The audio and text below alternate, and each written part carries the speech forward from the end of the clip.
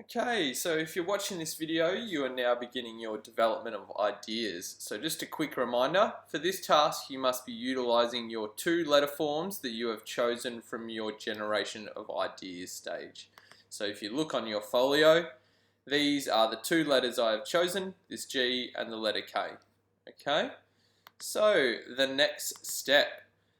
The very first step is to name your typeface. So for each typeface, you must come up with a 6-letter word followed by the word type, and these are the letter forms you'll be creating in your development ideas stage.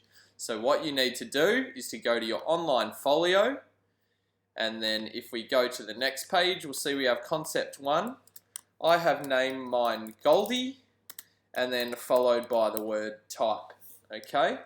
For my second concept, the letter K, I have called this one cracked, followed by the word type. Okay. The next step is to identify the size and style.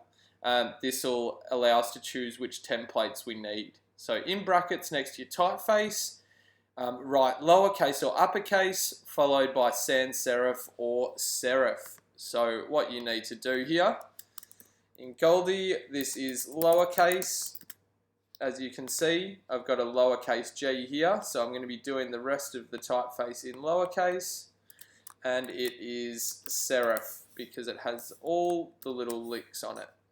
So the next one, for the letter K, it's an uppercase, and it is a sans serif. Okay, very straightforward. So we have our name now, and now we know which template to use. So for Goldie, I'll be choosing the lowercase, which you'll find posted in today's stream post. So my template for Goldie will look like this. And then if I look here, uppercase sans serif, this will also be in today's post. That is lowercase. I need this one here. So that's what I'll be using for cracked. Okay. So next step, before you begin drawing anything, you need to draw your guides in. So as we looked at the anatomy of type last lesson, you'll be drawing those guides so your letters are to proportion. So if you can see, for uppercase, there is 3 guides we need. You must need the baseline, the top line, and the X height. So if we see here, I have the baseline at the bottom, the X height in the middle, and the top line at the top. If we go back to the instructions, if you're doing a lowercase, you actually need 4 guides. So you need the top line, the baseline, the X height, and your descender baseline as well. So if we look here, I have the descender baseline, which is the G and the J. The bottom of my letter is the baseline, the X height, which is the middle, and the top line, which is where my ascenders hit. Okay, so you can either do this, again, you can do this by hand. If we see in the instruction here, there's 3 ways that you can go about this. You can print out the template and draw your guides on, and then draw your letters over the top. So you can simply do this by moving the template around to create your words, and you'll have your guides there as well, so they'll all be in proportion.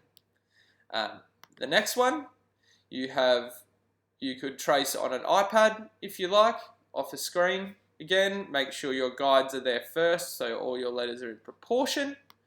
And lastly, you can use Illustrator, Gravit, or Vector, which are 2 iPad free online apps that you can use.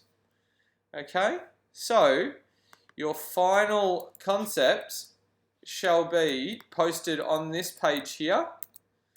Sorry, I'm just going to get it back to this position.